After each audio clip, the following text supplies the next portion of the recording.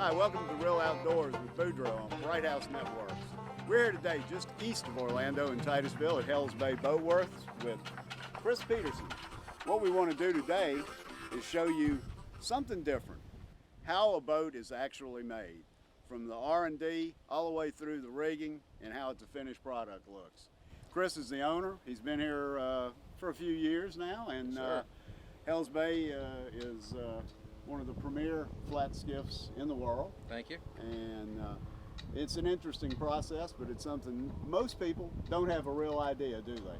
No, not really, and we're going to start off here in the back showing you that boats really come in the back door in a big barrel, and then they roll out the other end of the factory as a finished product. So we're going to show you how we do that today, as well as how hulls and decks and how we make our designs.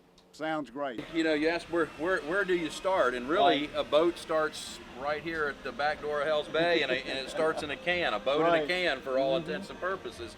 Starts here, it starts in rolls of fiberglass and Kevlar. And Kevlar is the yellow down there. It's priced like gold, so it comes in gold color, there's no doubt about it. But it starts over here, and this is our cutting table.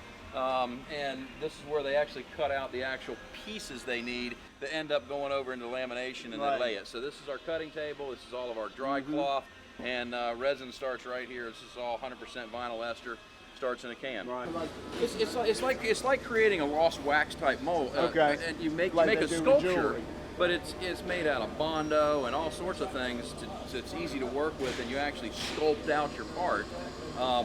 And then we lay up, a whole different layup for the mold, because it has to go for a lot of pulls and a lot of different abuse and a lot of different purposes to be able to get a bunch of parts out of there over time. Right. So, the fiberglass that we use to lay up the mold itself with is much different, and there's tooling gel, which has got a lot of wax in it.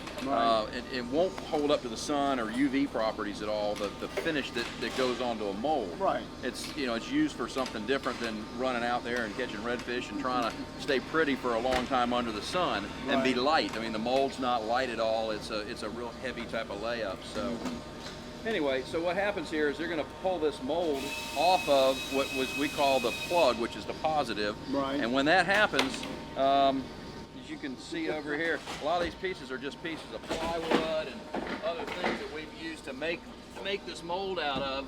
You might want to get a shot over here. Kind of pull stuff off with crowbars and some stuff. So.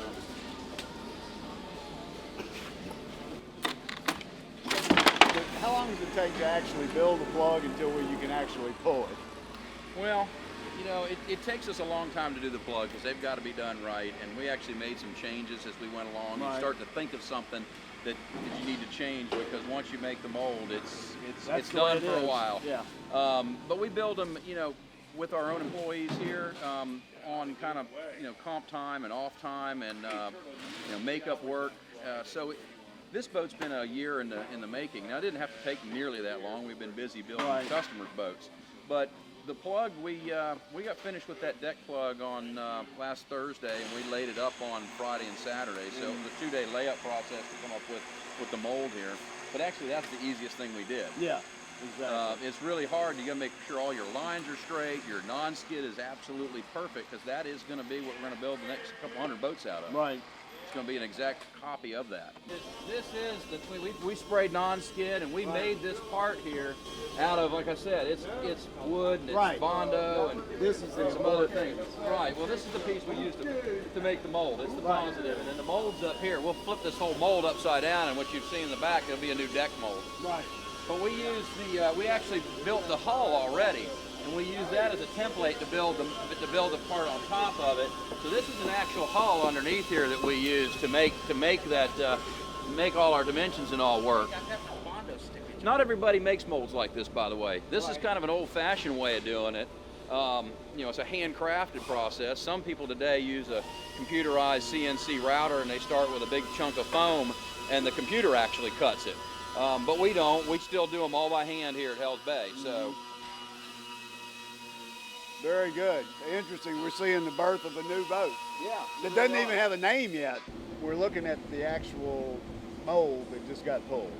That's right. What we saw before was the deck plug, and you saw how that came, and we pulled that off. We created that and sculpted that, and then that deck got pulled down, and this is the actual mold of a deck. This is the negative of what we'll end up then as putting gel coat on, and then using this to laminate up a deck.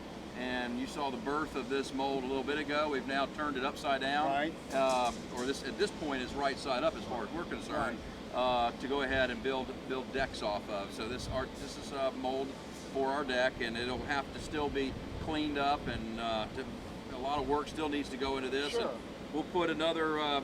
Now that it's come out of the mold, it'll have to be faired and sanded for another at least 3 or 4 sandpaper rounds on this.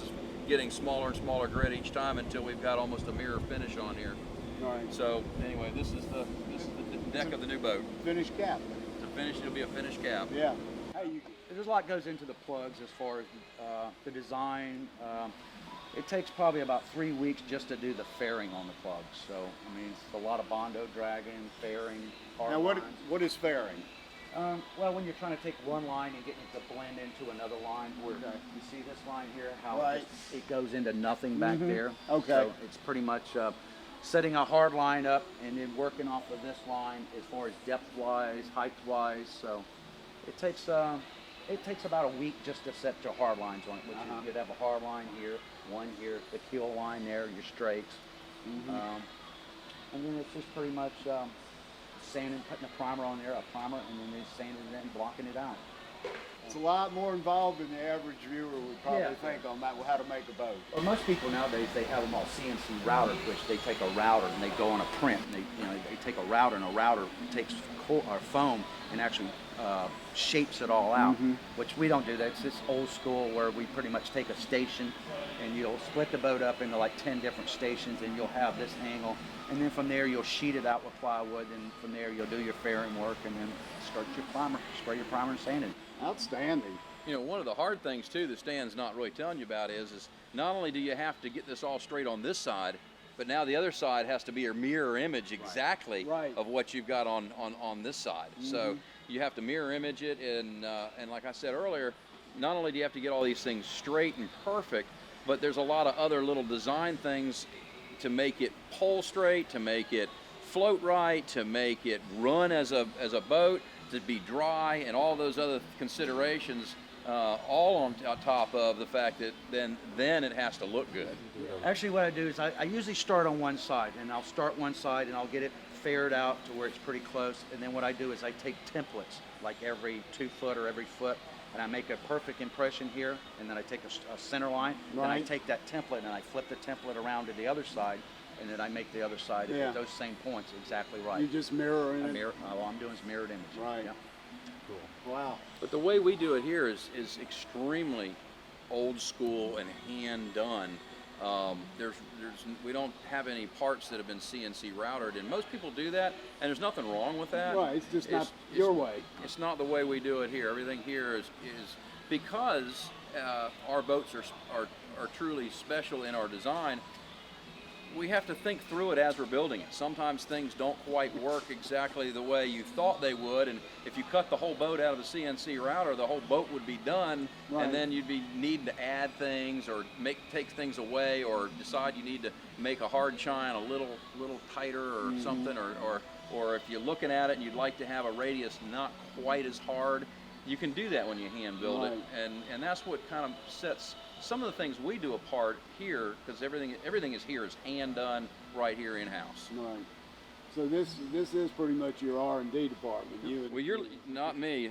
Stan in this area is the R&D area, and how he directs the other forces around here. I mean, everybody here can build molds. The laminators help laminate the molds, and some of the guys over in assembly are very good with saws and routers and cutting. And sanding, and we've got a finisher that finishes fiberglass, and so a lot of that work is done as far as the sanding and the fairing. So we've got all the various little different expertises here to know how to really bring together a boat from again, out of a can of goo and Bondo, and it's where it all comes. Like I said, the boats all start off in a can. Right. Let us know how you like the show. Send us an email at realoutdoors@mybrighthouse.com.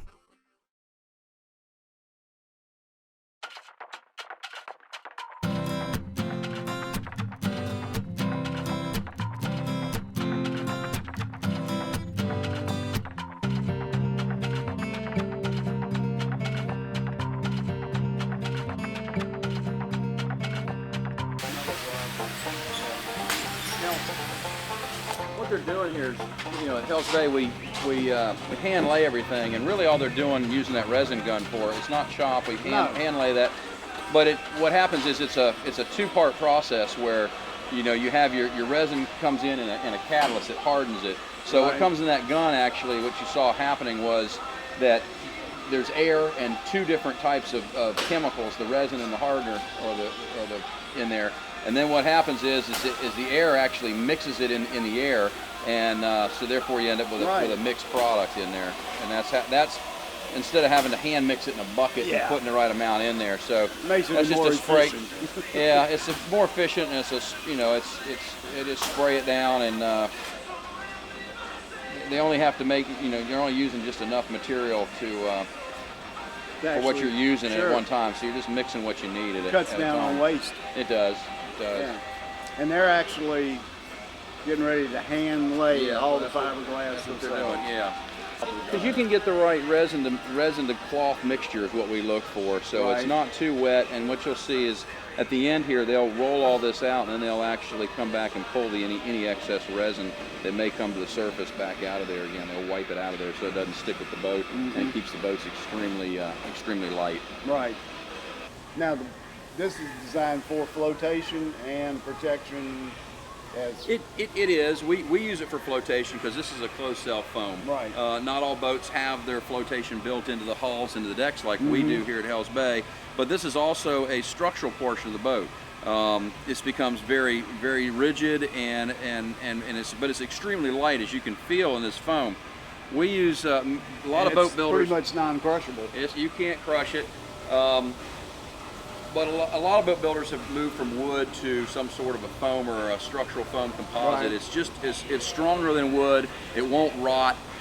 We don't have any wood in our boats, and a lot of manufacturers have moved to that. You'll see things advertised as all non-wood construction in boats. And it's much lighter. It's much lighter, and even if you were to hit something and get some sort of a crack in your fiberglass, these products don't pick up any water whatsoever because it is a closed cell. Right. You could take this piece of foam and dip it in water for 5 years and pull it back out and shake it out, and it wouldn't have picked up any water whatsoever.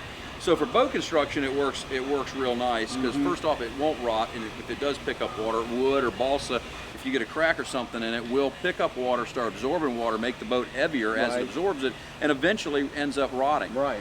So we don't use it. A lot of people still use some wood in the transom areas, but we use another type of foam or composite in the transom area. It's a little more dense. It's not quite as light. We don't need to have that lightness in the transom, and it really helps structurally where you got all that additional stresses of the engine pushing on the boat. You'll see this foam, Boudreaux, is all down underneath the fiberglass in this boat. This boat has already been, the foam has already been laid down, and the final layers of fiberglass have been on here, and this boat has been vacuum bagged. The vacuum bagging process, we actually put a big, huge, almost like a meat bag over top of the boat. Like a seal meal. Like a seal meal, and vacuum it down before everything cures, and that helps suck all of any air and anything out of the boat and lays everything down real nice and tight to the mold. Okay, which gives it a lot more strength and durability. It sure does. But like I said, we've got this extremely strong foam throughout the hull. It also is encapsulated in fiberglass and resin on both sides, so all of our hulls, decks, and all of our parts add to the flotation ability. If this boat were to get swamped, the boat won't sink because we've got all this foam all throughout the boat. Right. A lot of boat manufacturers don't put the foam in here like we do, but they'll have to add flotation somewhere in the boat building process, even if it's just some dry chambers or some other things. And then we use different types of materials in different places. The transom also uses a foam or a composite type of material, but it's a little heavier and a little tighter. And then a lot of other areas of the boat, there's some additional reinforcing with other types of materials. You know, one of the things we were talking about earlier was when looking at the boat and figuring out how shallow, how it's going to draft, its displacement.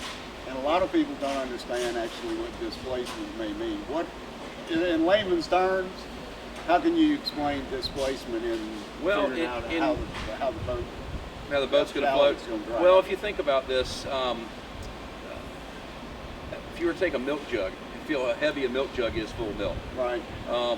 That's a volume, and that weight or water is that amount of volume is going to displace that much weight. Right. So the amount of water that it displaces now in the design of a hull, the heavier the boat, the more it's going to have to displace, and that includes your engine and the people and your rods and all your rigging. Is going to have to push X amount of gallons of water out. Well, it's really becomes a function of the number of gallons of water and how much weight that is, and that's how much weight actually is displaced, and that's how much that water underneath it can hold. As it moves, it displaces it out. So the heavier your boat, the more displacement you need to have, the deeper it's going to sit in the water. However, if you do want to still float shallow, where it's all it's a volume of, it's the amount of weight and amount of volume. So if you spread that out, then you can still have a lot of weight and still float a fairly shallow. If you want to go into shallow water. So the wider the beam, wider, and the more that you displace, the more weight you can carry. Right. But the lighter that your boat material is the more that you can put in your boat and still float to that level. So really, how shallow particularly a flats boat floats is a function of how light is everything in the boat, including the boat itself, as well as design and how that's displaced and how that displacement is spread out over a wide area. And that's the real key in the different flats boats out on the market. True, but everything's kind of a trade-off, and you have to really start playing with that, because if you wanted to, I could float you in a 250 horsepower engine in a half an inch of water if I wanted to put you on a great big huge saucer. Yeah. Now, can you pull that boat? No. Can you run that boat across an open chop? No.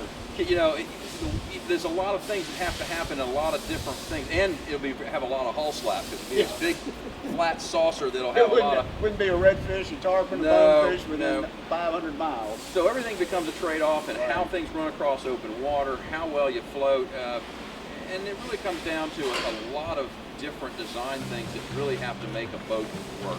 Because a boat doesn't only have to float shallow, it also has to run well as it's running across the surface. Has to be comfortable. Has to be comfortable, a comfortable ride, a dry ride. So all of those things kind of come together into the design of a boat, and sometimes you're pulling from one thing to get to another. Yeah. Let us know how you like the show. Send us an email at realoutdoors@mybrighthouse.com.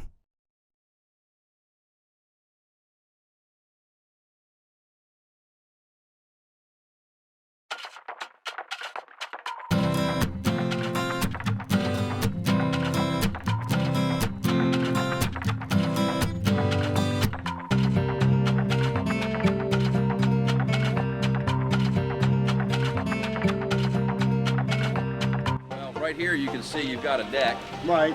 This is the deck mold. It's currently being it's been taped off. Now this is going to be a two-tone process. So your non-skid and your smooth surfaces are two different colors. Right. So we've gone ahead and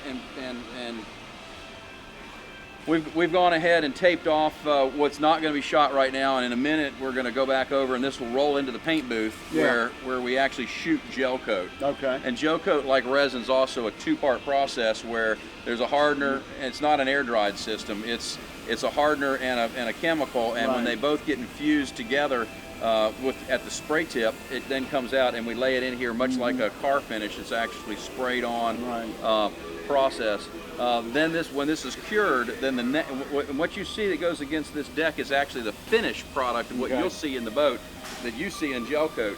So we build from the outside in on a boat. So the first layer will be your gel coat, and then we've got several different layers of fiberglass and Kevlar and carbon fiber. All of those, really in this industry, it's called composite. People will say, well, your boats aren't fiberglass. but fiberglass has all sorts of different types of resins. I mean, Right. it's really a very generic term, but it's a composite layup. You know, just like you could say that those Predator drones they're using over in Iraq and all these days are fiberglass, but you'll listen to people say they're a composite. Right. So it's all the same thing. It's very generic in the industry. Fiberglass, composite. So composite meaning we've got all sorts of different types of fibers and materials that we lay into resin. Right. And we use a special resin, 100% vinyl ester. Right. Vinyl ester is kind of unique because it's got properties, although our boats are very stiff, vinyl ester will flex. I mean, at some point, things are either going to flex or they're going to crack. Yeah. Well, what you're seeing when they lay down the gel coat is really the only thing that's really there for cosmetic purposes, Right. because that's the only part you will see at the end of the process. You won't see the carbon fibers, and you won't No. see the Kevlar, and those things are all covered up, and you won't see them until you pull the boat apart and cut holes in it. But that's the finished product that you see going on Right. first. Yeah. Then you go from there up. We build from there, from the outside inside of the boat. Right. Is that a standard process, or is that Yes. just a Hell's Bay process? No, it's a standard process on small boats. Right. Large boats typically not. They'll actually, most of them are painted surfaces. Right. And a lot of people don't understand that. A lot of people will ask, when do you paint the boat? Well, we gel coat, and that is your finished painted surface. That's it's actually it. gel. A lot of your larger yachts are actually faired and then painted from the outside as a finished product with an all grip or an Enron or something like that. Okay. But all small boats that are actually gel coated, this is the process. Let us know how you like the show. Send us an email at realoutdoors@mybrighthouse.com.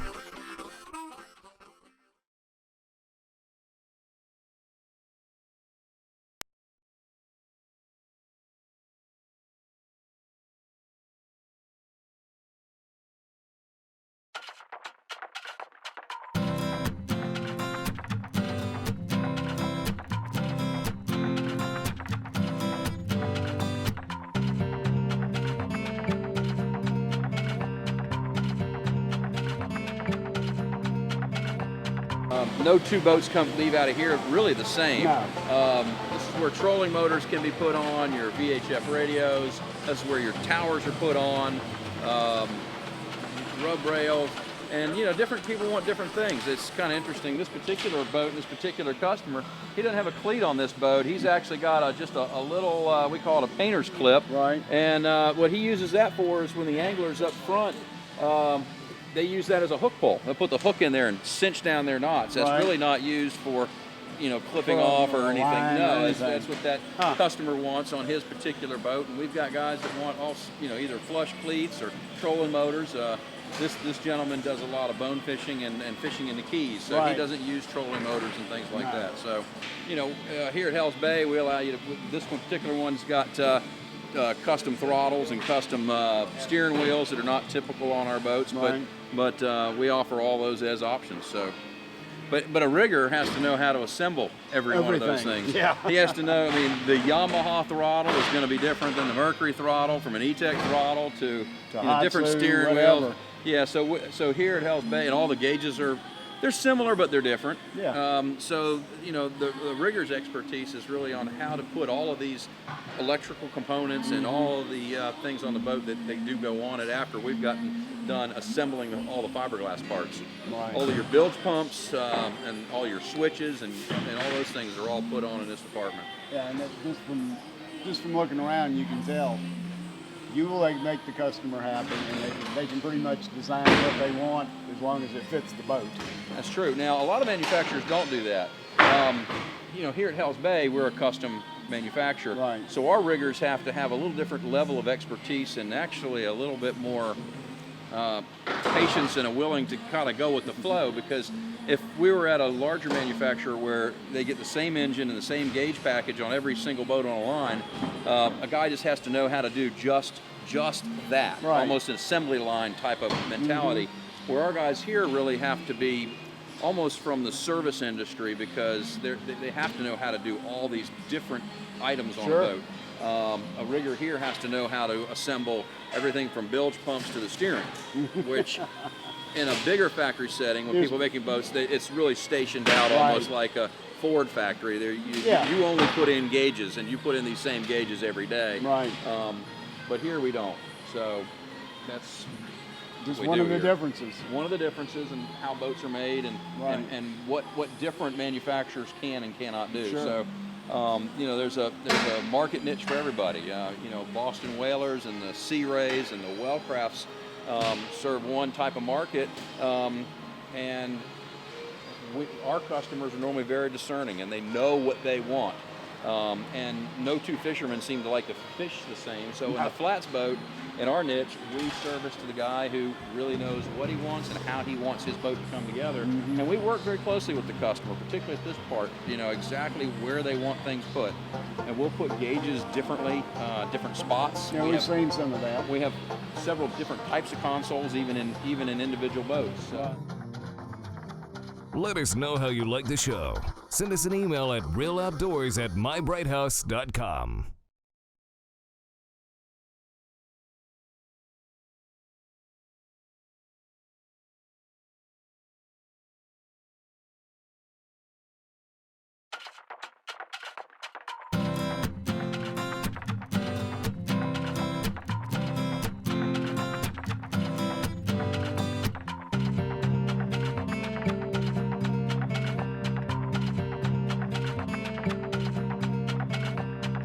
All right, so we're over here where you actually build all of your own wiring harnesses for each Hells Bay in-house. They're custom made to fit your boats. We do, because everybody's electronics and light setup and bilge setup, and you may or may not want a power pole. All of that's already built into the wiring of the boat when we make the boat. Every wiring harness is made to order based upon what we put on the production order for that particular boat and what it's getting. And sometimes we even customers ask us to leave a wire for a stereo down the line, which we will then build into the harness. So it's hard for us here when we're custom building boats to just have a standard harness per se.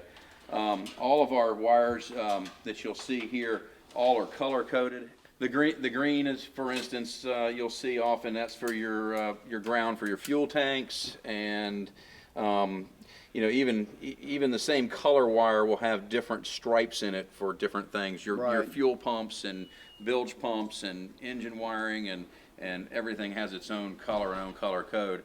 All of our connectors here that we use are heat shrunk and waterproof. So that, you know, that's what goes into building a wiring harness. Sure.